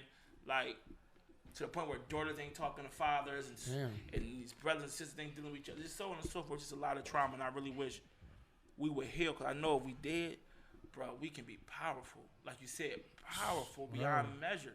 Like, my family overall, when it just comes to, like, when it comes to things they're able to do, they really are dope. They just got hurt and pain, like most of us, in their way. So I wish that, you know, we would come together more, because there's a lot of them. My grandma and my grandfather, my grandma had 10 kids. Damn. My grandfather, he got like 20. Like, I got a Hawaiian aunt somewhere that I've never met a day in my life. Really, that he didn't have when he was in the army. I never met a day in my life. Now, could you imagine if your family had your family reunion, but then there's another time where it was like a family reunion for everybody on the block, though? Like, imagine if y'all got strong enough to where y'all could withstand each other, but then it gets bigger to where all your friends on the block now, their families is hooking up with your families. Bro, I'm telling you, bro. Listen, it would be like insurmountable, just of the thing that we'll be able to do. Like, it would be crazy. Like, it'll be crazy. It would just be. That would be what we need as a people. But I'm telling you, it'd be powerful. And as far as my father's side of the family, I don't know them. I don't even know them. Like, all I know is my shout out my aunt Tamika. I know my aunt and her 2 kids, my cousins, you know, my siblings that my other siblings that my father had. As far as everybody else, I didn't really know them. I was pretty much growing up, I was pretty much the outcast. Because my father was a fiend. I don't like to say a fiend, but, you know, he had his demons. Right. So everybody, and it's crazy. It's so crazy because I used to feel it growing up, and I thought I was tripping. But, like, everybody on my dad's side, when I would come up, before my grandmother died, my father's mother, I used to go with her every summer. She died when I was 12. So up until 12, I would go with her every summer. That was my baby. I love that woman to this day. That was my baby. Like, when I would come around, I would see how the family looked at me. Like, and I'm named after my father. So look at Kevin Jr. Is he going to be like his father? Is he going to be another drug dealer / drug addict? Like, I see the eyeballs, and, like, I felt, like, I just felt, even as a kid, I couldn't explain it, but I felt it. They just looked at me like, I was like nothing more than my father's child, a repeat. And it's so crazy. My aunt, my father's older sister, I love my Aunt Tamika. And even she had to keep it. I'll never forget this. I was like 24, 25. She called me one day, and she said, Kevin, I apologize. Now, my Aunt Tamika, she always showed me love for the most part. Like when my grandma died, she'll keep it up and she'll get me every now and then. She'll show me love, buy me little gifts, stuff like that. And I can even tell with her there was this little slight animosity there, but I can see the fact that she loved me as her nephew, that she tried to bypass it and still get me and be with me. And to this day, I love her for that. But like I said, she called me one day and she's like, Kevin, I apologize. And what you talking about? She's like, because you are nothing like your father. I misjudged you and I'm so sorry. She's like, I apologize. And I'm like, in my head, I'm like, what the hell is she talking about? But I remember I used to feel that way. And I'm like, damn, that's crazy. Like, she's like, I'm sorry. She's like, the fact that you are 25 years old, you ain't got no kids, you never smoked a day in your life, you never been to jail. So she's like, you are nothing like your father. And I'm sorry. Because I just swore up and down that you was going to be. Just like, So like her saying it to me just further on, like solidify how I felt about my whole dad and family. Else feel. Like they were just to where when I got older and I came around a little bit and they saw how it was, they were all surprised. Like, hold up, wait a minute, this is Kevin's son? It's the same little big head little Kevin that like you're like no, like I may look like the man. I don't think I do, but they say I do. Right. I may walk and talk like him, may got some of his characteristics, but ultimately I'm my own person, my own individual. Right. I ain't him to a degree. You know what I'm saying? So I think. So, that from my father's side, if they can look, and then the crazy part is, for them to look at me like that because of who my father is, and then I get old and I realize who they is, they got some nerve. Ain't that the pot the pot calling the kettle black. Like, they got some nerve. Mm-hmm. So I guess from my father's side of the family, if they can get off their high horse. If they're high horse. Because just because of, a child's parents may be this way, you can save them. From being that way, exactly. By picking up what their parents it's just and like I said, and maybe it's just me, but all my siblings, to the day I die, I got all my siblings back. To the day I die, and all my siblings' kids that they will have, I will have they back as well. So like my niece now, like everybody thinks my niece is my daughter because I post her so much on my social media. Like I tell you, that's my first daughter. That's my first daughter. Yeah. Like, so it's like none of my nieces or nephews, whether their father's there or not, they gonna have a father. Correct. Uncle Kevin's gonna be there. Right. Like, but you have some people who are not like that. It's like I can never understand how you can have a whole niece and nephew, and you just your parents, your mother don't want you. I don't want you. Like, like I'm gonna be ready to beat my siblings up because what you doing with my niece and nephew? Right. Like, why ain't you stepping up and being the parent? Give them here until you get your life together. When you come on back and you can get your kids back. Until then, Uncle Kevin got them. Right. And I feel like we need to really come together in the sense of I am a branch of your mother and father. Like, no, I didn't have you directly, but your mother or father is my brother or sister. And I'm the oldest, so my little brother and sister are at that. So I am an extension of that said parent. Right. Like one thing growing up, or always my mercy conscience was always my mother and my Aunt Tookie. Shout out my Aunt Tookie, because I knew if I couldn't get a hold of my mother, my Aunt Tookie was coming. She got you. If I had nowhere to go, I can go to my Aunt Tookie. Even though she kicked me out, but that was my fault. I deserved to get kicked out when I was 20. That was my fault. So I did it. I did that. She had everybody to kick me out. I'd have kicked me out too. Now that I think about it, but I always know, even to this day, at 28 years old, I still put my mother and my Aunt Tookie down as my emergency contact. Right. Because I know if you can't get a hold of my mother, you got her. My Aunt Tookie is coming. Right. I know it. They'll always be like my second mom. When my mom swung with the left, she came with the right. Them Jones hurt. They hurt. You know what I'm saying? Yeah. So I just wish all families would have that kind of mindset and that kind of thinking. At the end of the day, we are all an extension of each other. That's a fact. We are all an extension of each other. That's nice, man. I wish the same thing. I ain't gonna lie. Because, my family's the same way. So I get it, and it's a beautiful thing when you got all these people you can go to, so you never really feel alone. You know what I mean? Yeah, that's and every family need an Uncle MJ. Uncle MJ. Every family need an Uncle MJ. I said every family need an Uncle MJ, man. That OG who gonna drop that OG game on, you know. Take you under his wing, show you some love real quick. Facts. You know what happens in the family, like you said, coming up, is it's just a breakdown in communication, bro.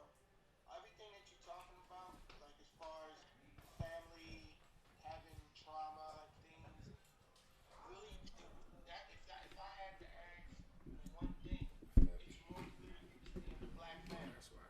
Agreed. If you communicated more, you were more transparent and led with that with integrity, we wouldn't have any problems. You need those three major things in order to build a stable foundation. Agreed. Because if you communicate well, and you're transparent about how you feel, and you're saying it truthfully, and somebody else receives it truthfully, and you're not trying to hurt one another as far as verbally, like you're not trying to, girl, you ain't this or whatever, or jealousy, I think all of us will be way more well off. I think other communities do that. I think Asian people communicate with one another a little more. I don't know about other, I think Indian people communicate better. That's even Mexicans, and the reason why I know that is because they all live together. Right. They all live together. Right. It could be 20 of them in the house. Now, 20 black people in the same family, like you said, for a length of time, can't stay in the house that long. Oh, hell. You know what I'm saying? It just ain't gonna work. Definitely be an It's issue. sad, but it's the truth. Yeah.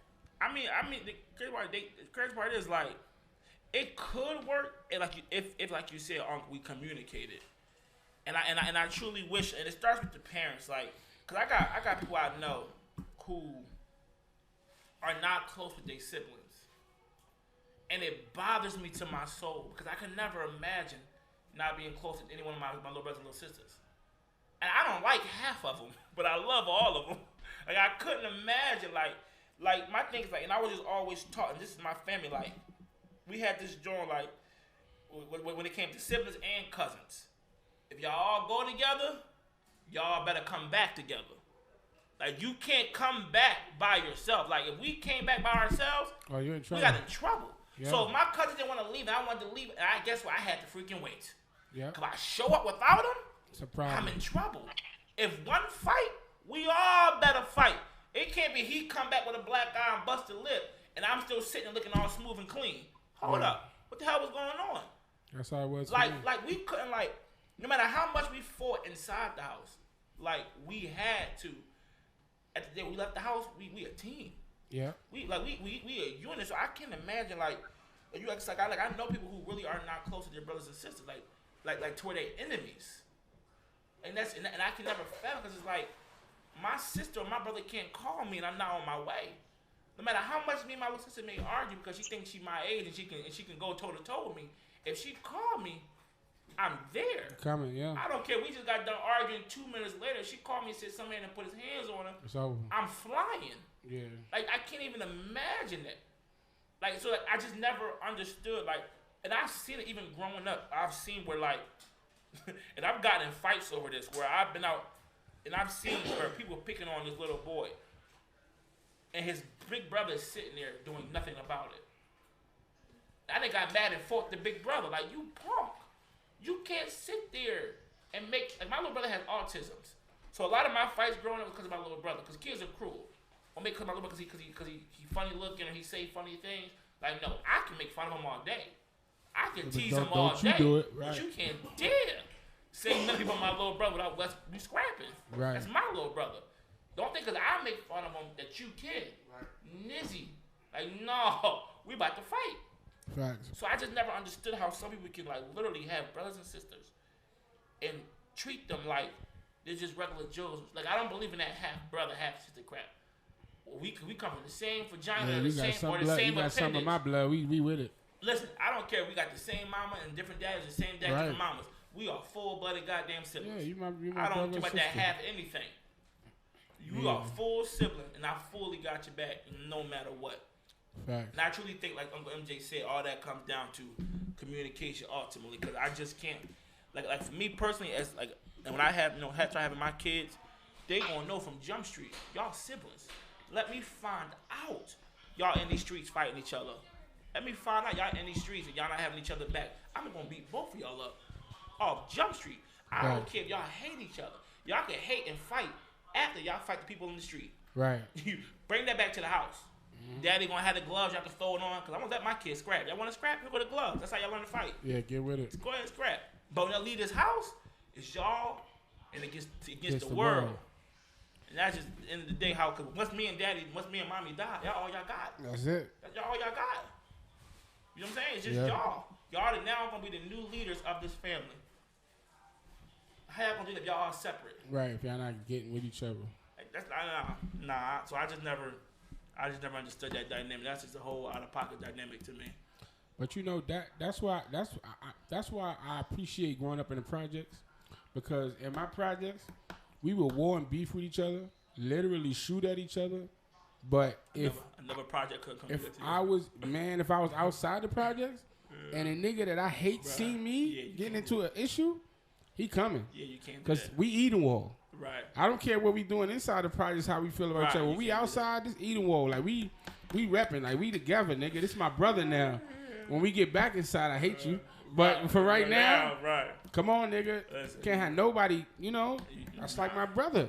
You know what I mean? So I that's one of the things about the projects that I respected, you know what I'm saying?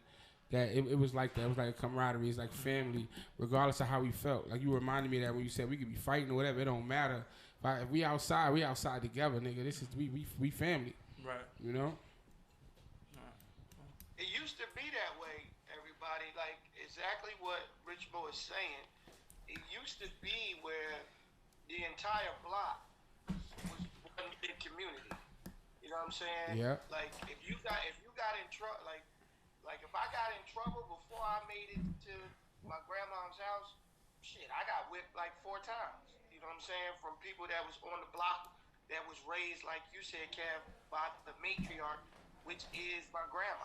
And that's where we lacking. The grandmoms ain't the same grandmoms as the day. Well, the grandmoms are 35. That's why. That's the problem. They ain't go through life to have that wisdom yet. They still in the club. They're not raised the same. They with that. Watch your own kids. I'm trying to go out tonight too. I'm trying to party too. I got a little man coming through. Right. That's your age. That's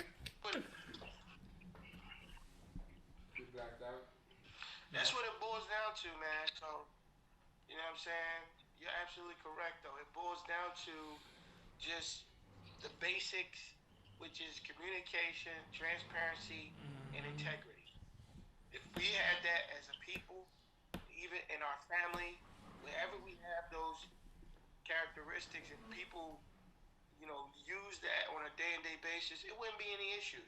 The only time you see in domestic violence and just anything else is because I told Sage this a long time ago, it's a breakdown in communication. Somewhere along the line, either somebody's trying to convey something where the other person is not comprehending, or they ignoring or something. The communication means it goes both ways. So everybody on the live, I want you to understand, it goes both ways. So not only are you the person who's going to speak, the person that you're speaking to has to understand and comprehend. That's the communication. It's not one-sided. That's all. Yes, sir. Yes, sir. You know what's another thing I think we need? We need to just stop being angry. We need to stop being angry because I hear a lot of people get mad about the white boy who got off, and everybody's like, yo, you heard about that? Yo, what you think about that? So my friend called me today, and he was like, yo, what you think about that dude that got off? So I was like, I said, to be honest, I heard the judgment, and I heard why he got off.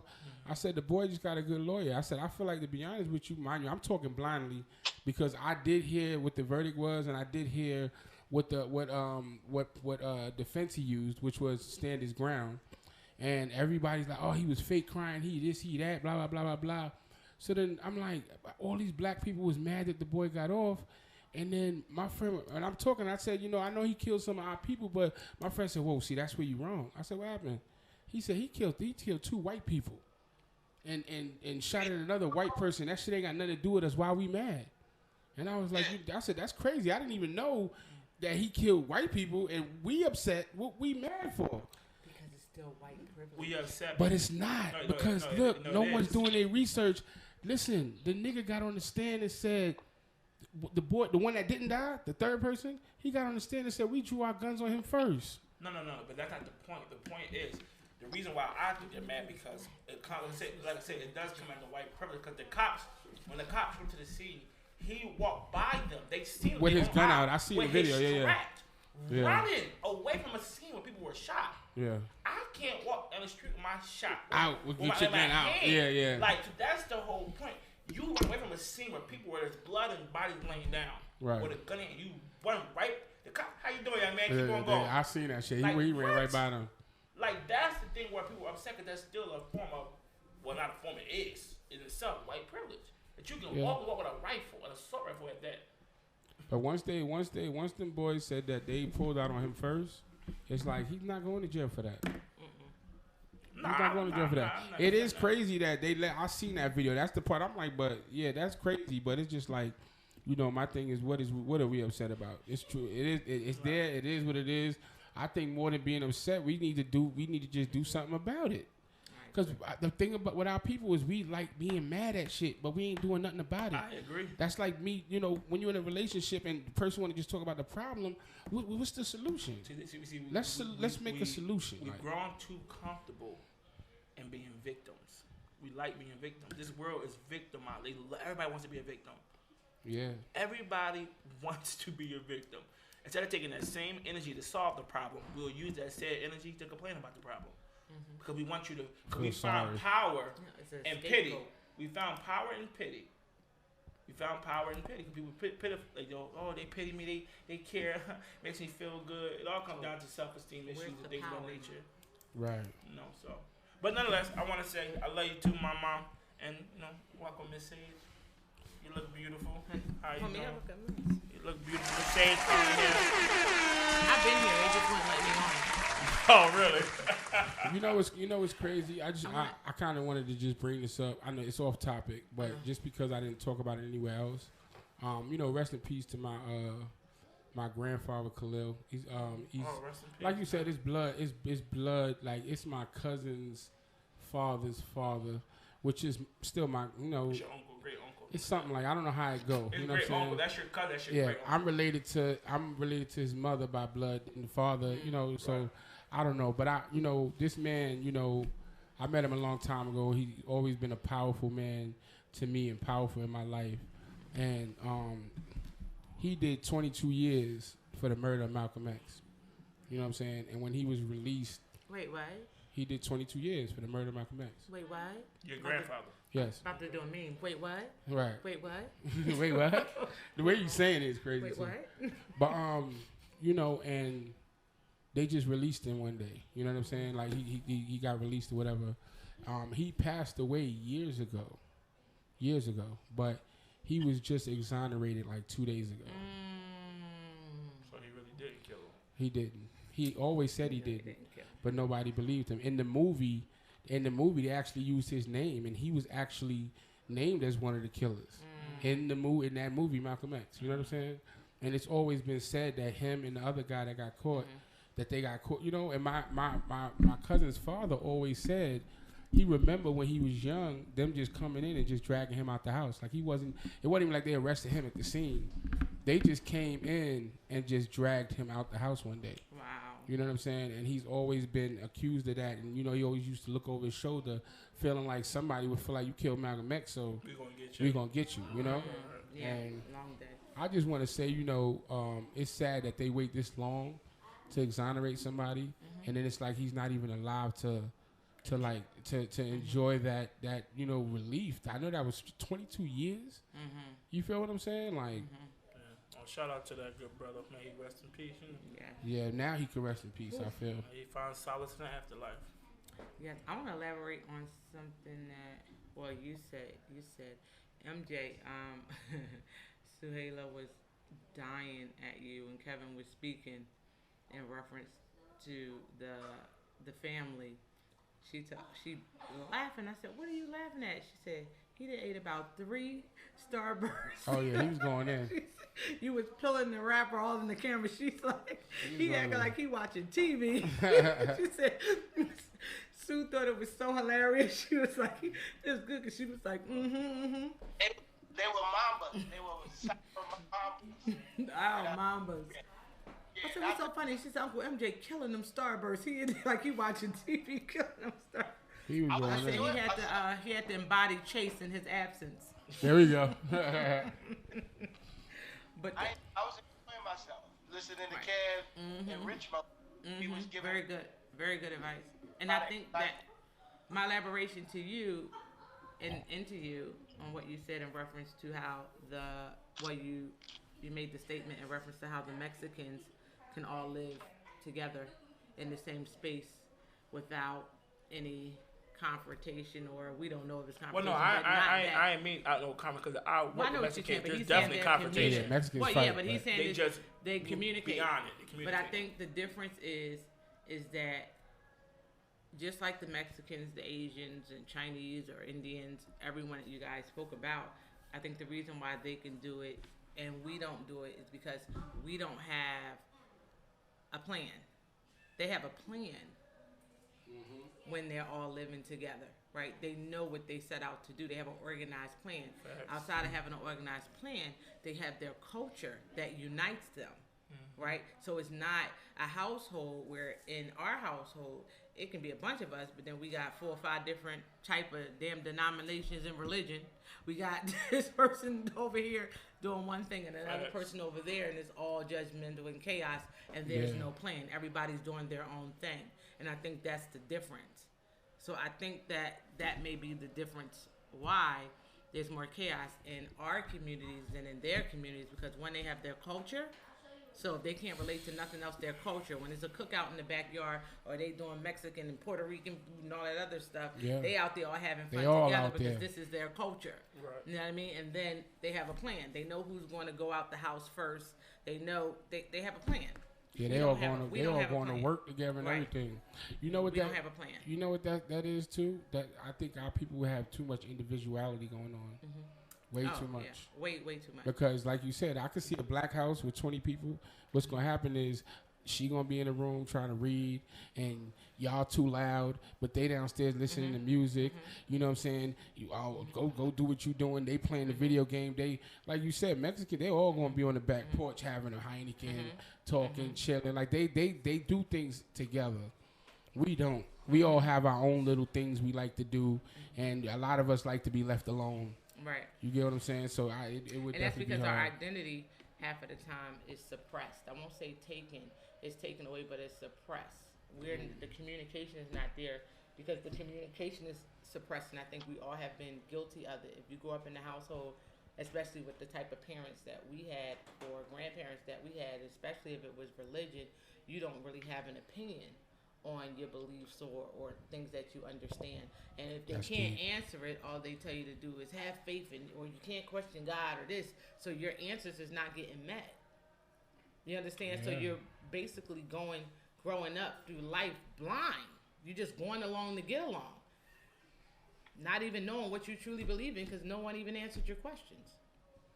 They don't even allow you to ask everything about questions. what you want to do has been said to you that everything that you want to do is wrong without explanation. What type of value does that leave in a child?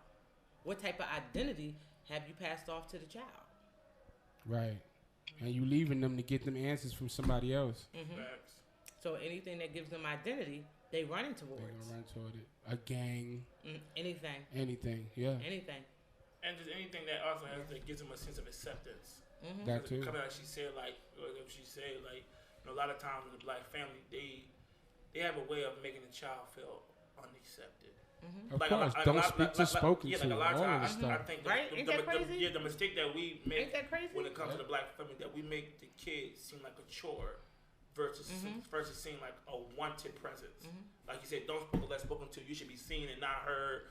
All those things they do to women. All those things, you know. Wow. But is that not true though? It's the women that do it to us. It's the mothers that do it to us. But here's the thing though. So the oppressed do what, as they say? The oppressed. Exactly. Hurt people hurt people. It's a cycle. Because the men oppressing the women are oppressing them. Same little boys who become men who are going to oppress somebody else's woman. So it's just a cycle that constantly keeps on going. So it's almost an argument of what came first, the chicken or the egg. Who oppressed who first, the man or the woman? It's almost an argument of that because if the man's oppressing his wife, she's going to then oppress the kids. But if some of them kids are boys, when he get older, he's going to oppress his woman. She's going to oppress his kids and so on and so forth. And that's why the cycle Who came first, the chicken or the egg? It's like that's much an argument. And as much as I respect it's sad because I it's so weird because I advocate the home, black home for, us, because that's what our children need to see. I advocate it, but it's so hard because of everything that we came out of, right? We got to unlearn and relearn that. I advocate the acceptance of, separation and growing to unlearn and relearn so that they can come back together and just be dynamic. But it's so hard because it's hard for women to have all of these children that they actually have to raise by themselves, opposed to being happy to being unhappy in a relationship. And the same thing, we can't assume, because a lot of people make an assumption because people are married 10, 20, 30 years that it was peaches and cream. And nothing can survive that long without more chaos than anything. And people are under the assumption that, you had the Cosby life, or you had that. That means anything. That child could have witnessed more trauma than you in a single household. Right. So people have to get out of their head what they pictured the Partridge Family. What does that look like? You know what I mean? They have endured a lot in those marriages. Listen, sometimes I always say, because I pride myself being a fighter. So I like to use fighter eulogies, not eulogies, but I'm about to say eulogy. I mean to say eulogies. I've been talking a lot, but I always say the best fighter knows when to stop fighting. Mm-hmm. But the greatest fighter among us know when to stop fighting. Like you have to know sometimes when it's worth to throw them hands up, when it's not worth it. Sometimes you gotta just back out and you better see, been together 10, 20 years. Much as I want to see us thrive and be together, if out of them 20 years, 15 years was hell, what you stay for? Mm-hmm. Well, it's a lot. It's a lot of reasons you can give, but did any of the reasons truly justify the means, so to speak? To them, it does, and it's just like to them it does. Because I was at a lecture a very long time ago. Matter of fact, it was about 12 years ago. This one in particular lecture. It was funny because they said that one of the worst fears of people. Matter of fact. Guess what's one of the worst fears of people? I'll let y'all guess it. I already know what it is. What? It's the unknown. Okay. You? Death, MJ?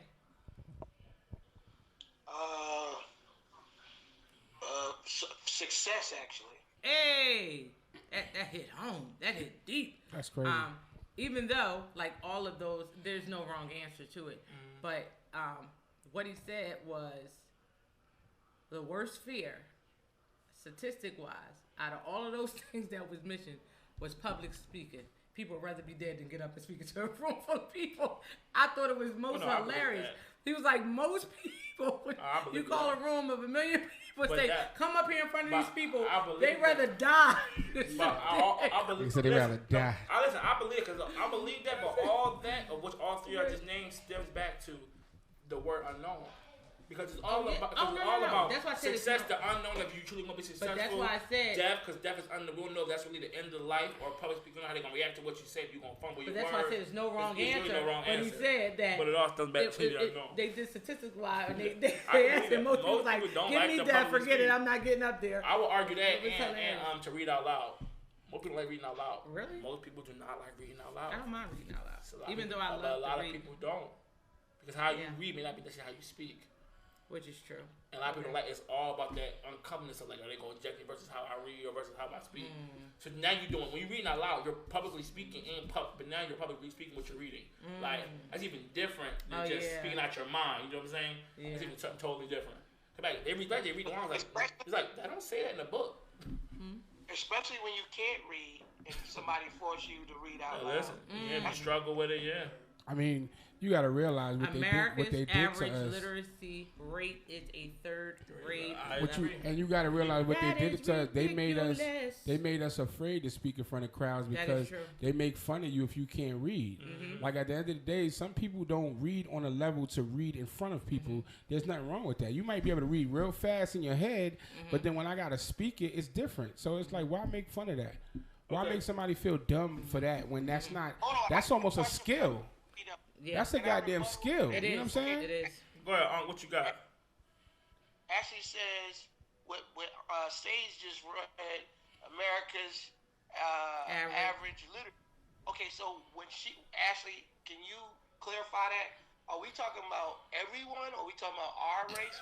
No, she's talking about Compared to the other I think cultures. she's talking about. I think she's talking about everyone because I learned somewhere that when it comes to different countries, as far as America, I was thinking culture. I'm thinking country. When it comes to America and other countries, do you know that we rank almost dead last in every category when it comes to education, when it comes to economics, when it comes to financial stability? We rank dead last in every category except crime and incarceration.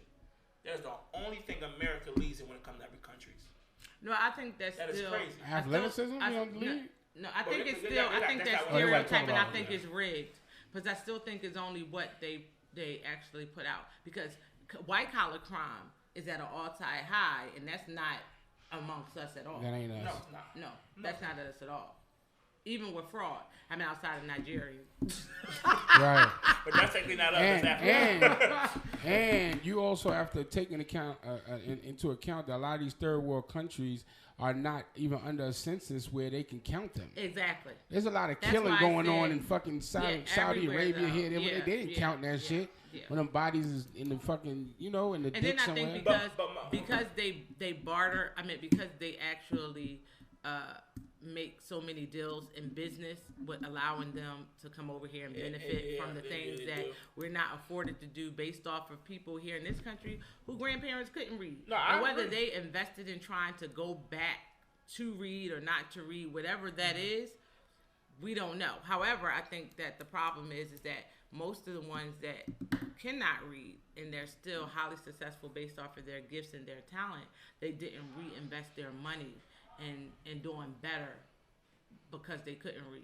Even R. Kelly, as brilliant as this man is, you still can't take his geniusness away from him. He's a genius.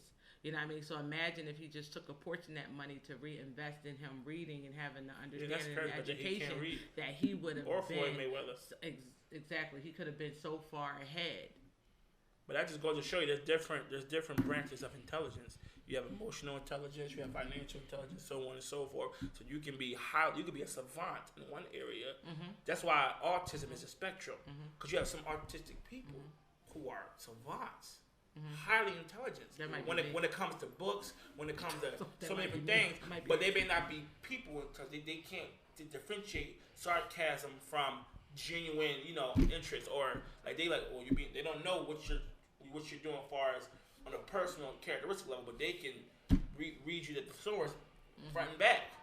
They can break down what space is to you. That's just the beauty of the complexity of life in the human brain. And you know what I think that how important reading is too, that I don't even think people really understand that reading, and I'm not even saying reading silently, but reading out loud builds your value and your identity as well. You'll be able to speak better, and you'll be more confident in your speaking and more confident when you communicating with someone else if you read out loud. And a lot of people, because they wasn't afforded to read out loud, embarrassed about it, that confidence level is down here. Right. That's great. Yeah, it's funny because a lot of people don't understand how powerful words is, but when words are taken away from you or they wasn't given to you, you'll see why you don't have any value. And it's very important to give our children identity, to give ourselves identity, because when you don't have identity, that is a bad thing. Yeah, it's over. A lot of times you can't even tell somebody 5 good things about yourself, or 5 bad things about yourself. You're not even aware of yourself.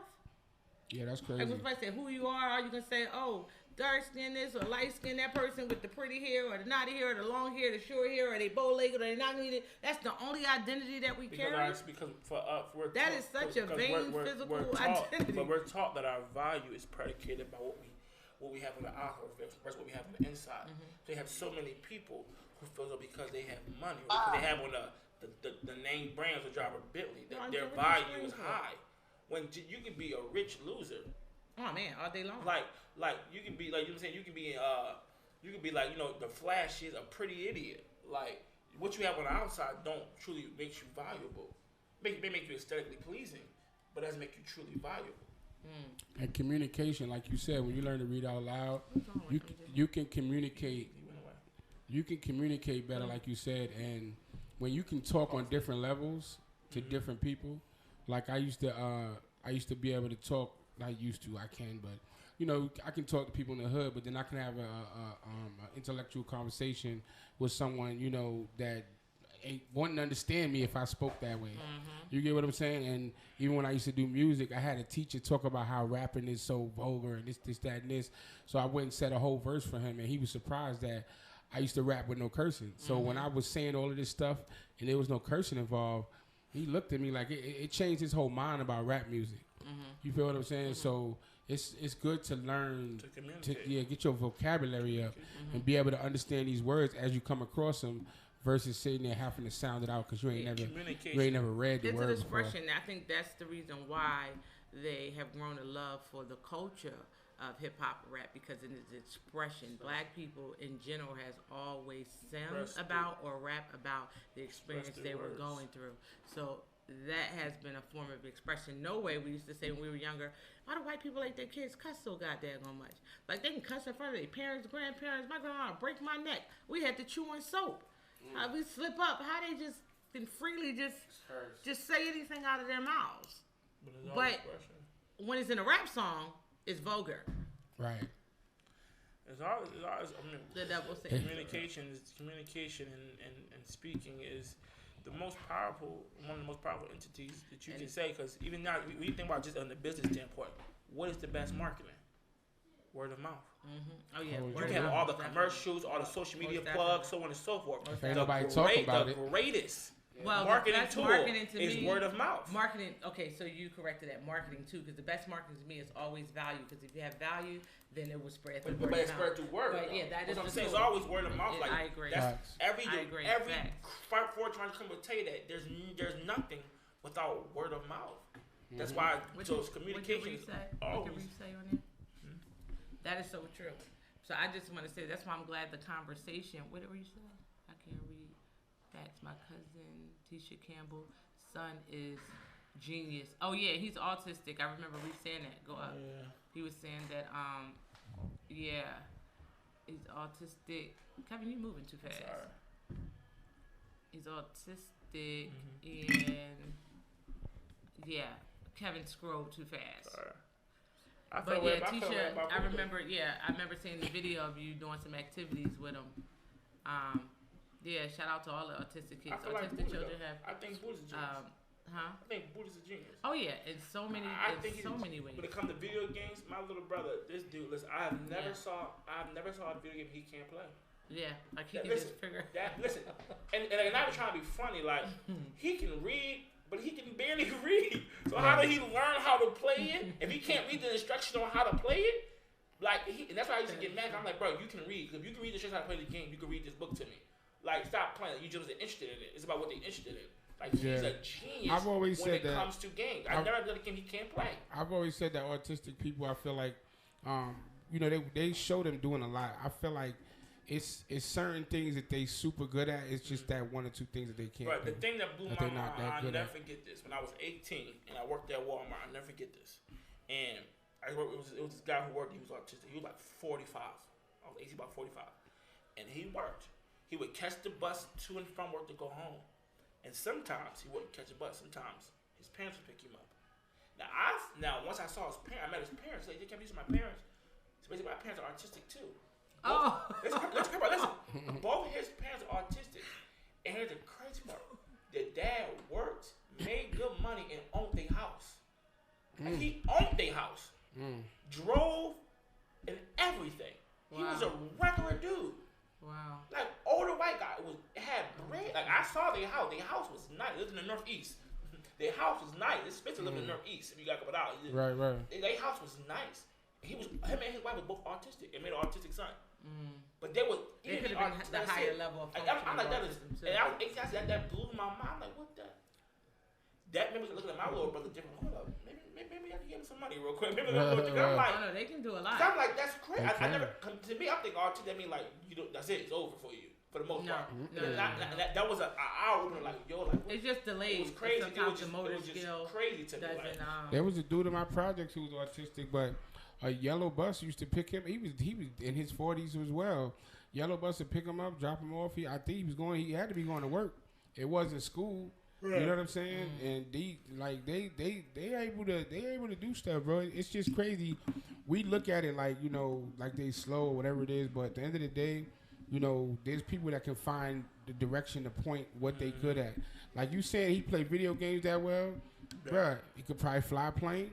He could probably. It's so many because it's nothing but the same thing as video games. It's nothing but controllers. That's it. So and he teaches himself. Imagine if and his dream job is working at GameStop. They got, but listen, they got people making millions of dollars just to play video games. That could be him. I said all the time, he could be a streamer. Find out how that is. So I said all the time, he play video games. Because he just said he wanted to do. They got a job where literally you can make between $75,000, $100,000 a year. All you do is play all the new. You test the new games. When the games come out, they send it to you. You test them and tell me if you like it, what you don't like. If there's errors, programming bugs. They go back and fix it, then they release it. And he can make between $75,000 and $100,000 a year just playing games. As long as he can articulate, like, look, I don't like that one. Yeah, exactly. All he can say, I don't like it because the RPG suck or the graphics is this. He making bank. Like, when I got to this level, I thought about doing it, but I'm not that much in the games to be doing it. Yeah, because you got to really be into it. Yeah, dedicated. It ain't 2K. I really don't play. He's dedicated. Yeah, my brother, he wakes up. Just watch the movie. Watch the movie Grandma's Boy. I ain't never see that. I love that movie. It's a funny movie, but trust me, I gotta see that his career was playing video games. Oh yeah, I'm gonna tell him to watch it too. Yeah, he probably about to set boot up, Reed. They had a rich dude coming in on helicopters. Let me give and he was definitely, you know what I mean? Yeah. Let me. Yeah. But and outside of before we got out of here, I'm gonna shout a few people out. Running late, so my apologies. Traffic. It was about 3 to 4 accidents. I had to try to keep myself together, like, because I don't like traffic. And I was tired, extremely tired, long week. Busy week with all the traveling and back and forth to events. That was amazing, but I want to shout out a few people from a few events. All the events were amazing. Learned a lot of information, retained a lot of information. Oh my gosh. Too old for this. But it was amazing. But I do want to shout out Miss Skittles. I do want to shout out Stormy. I do want to shout out Grant Cardone. I do want to shout out Master P. I do want to shout out my mentor, David Strands. I've been to a lot of events over the past 2 weeks, and they've been amazing. But GoCon topped it off. It's amazing. Absolutely amazing. And of course, Master P always dropped great knowledge. I love that, man. Read some knowledge. Grant Cardone is like, oh man, he listen, that man is hilarious. Okay, he was on there making fun and stuff like, I know y'all here like, oh, this white man, y'all consider me black, right? That was hilarious because we stay sitting out here ain't really white. We stopped looking at them like they white because they so relatable. Right. But yeah, he was like, he used some slings that we used. I was like, I didn't even know what this meant until I got on the plane with Stormy, and she's like, oh, is that what that meant? And he's all through the lecture using our terminology. But I really want to give a shout out to Skittles for doing her thing and opening up that 15,000 square foot event space where you do everything, offices. She even got a little podcast room there. It's a workspace. Photo, video. I mean, it's when I tell you breathtaking, amazing. It's amazing. And I want to, let me shout out Waka Flocka. I wasn't finished with the shout outs, Reed. Waka Flocka had a great time interviewing him. Chance the Rapper. They gave us some shout outs. Let's talk about it. Black Ink. We gonna post all that stuff soon. The stuff getting done. They gave us some great shout outs. But outside of that, Stormy, because I mean, you know, I'm familiar with Stormy, but I wasn't too familiar. I just want to give her props because she, you know, her story and kind of it's like yours, a little. You know, her mom spent, you know, a lot of time in jail though, but grew up with some hustlers in the background, and you know, she's like, all I know how to do is hustle. You know, I ain't know how to be a mom, and you know, I only know how to do what was taught. But in that, she produced. I'm giving her a shout out for this very reason. Not even though her survival and her struggle, which is going to be my sage advice for today. Okay, because if we don't know how to do nothing else, black people know how to survive. Period. Facts. That part. She survived her upbringing and her surroundings, but from the time she got started, you know, she just said she's about to turn 40 or 41, and to produce, literally, to produce 34 millionaires, I had to get this girl her crown. 34 millionaires in her team. Right, so of course, you know, Keith, my publicist, she's looking at me crazy, like, Seema, why you so hyped? And I'm laughing because all my team know is, that's what I say, I want to produce 1 million millionaires before I leave this earth. That's my goal. I want to put 1 million of the people that look like me and make them millionaires. So hearing her story, how she started, like, people going to think your dreams is outrageous. You know what I mean? People are not going to understand your plan and how you maneuver. They ain't supposed to, because God didn't give it to them. They gave it to you. So as long as you have a clear understanding of what your path is, and if I don't know nothing else, I know I got a clear understanding of what that is. And sometimes it's hard to translate because of how, you know, it's given to you, right? But with that being said, she's like, all I know is follow it, because I produced 34.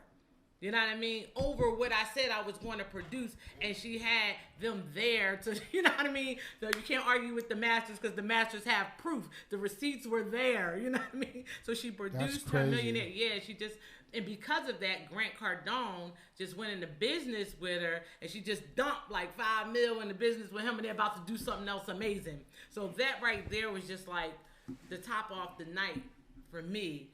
To hear that was like, just set my soul on fire, even though I'm tired from running around. Mm-hmm. But it still gave me motivation to actually keep going, because that right there was just like, yo, let me give it to this lady to be, you know, 40 years old. I believe she said she's about to turn 41 and to produce 34.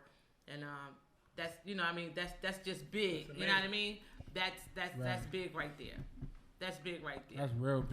Man, so I had to give her that.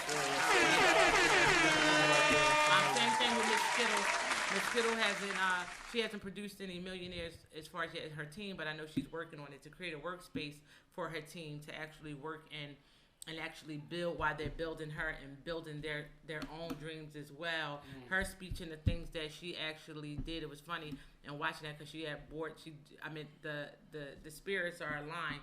She had bought flowers and stuff for everybody, her teams and over. It's funny because they had gave me some of the flowers, but after hearing everything that she did, by the time she even got to me, I had to give her the flowers back. It was like, I'll get my flowers when it's time for me to get my flowers. Right now, let me give you back what you gave to me. These joints belong to you, because what she did for her team and what she has done for, I'm going to just say, the female energy in itself was powerful, right? Because one thing for sure and two things for certain, she has created this workspace, because everything was super pinked out, right? Because the shop is called The Bakery. And that's because of how she viewed success, right? So it's called The Bakery because, you know, I can relate to it because, you know, I started off in the kitchen as a cook. But even touring the building, she had these gold measuring cups on the table. And I love gold. So in the measure tip, she said, I want y'all to know that these were strategically placed here. So while you working in your space with your client, I want these to be a reminder to only success you need to be measuring is pretty much yours. Don't be sitting over there measuring somebody else's success because they might have more higher clients than you, more valuable clients and celebrity clients, and I ain't got none yet. Measure your own success and not pretty much anybody else's. So everything was a reminder in that space that you can't be in this space and not win the way she has it set up. Right. So that right there was just amazing. amazing. Sounds powerful. The sisters doing, it was everything. And she had everything. The building's 15,000 square feet, ceiling super high. The setup is super crazy. I post some videos. I'm going to post some more. But what I love the most about it is, right, and her husband was right there. And funny because it's an all pink event. And you would think that, it's women there. Of course, there's a bunch of men there. But you'll think that the men is there because you got some nice looking broads in there. They're going to follow. Right. But no, they was there in their black suits and their pink shirts, supporting the feminine energy, the same way her husband was there and his supporting that, his wife, because she's like, I want women to be able to work together in this space and do that. She had everything was women, from the DJ in her camp to the girl who did the construction and the carpentry, a straight female. She's coming on the show for an interview. She built everything in the whole 15,000 square space. Listen, and she's a little bitty thing. I don't even think she's 5 foot. Oh, wow. 5 foot pretty girl.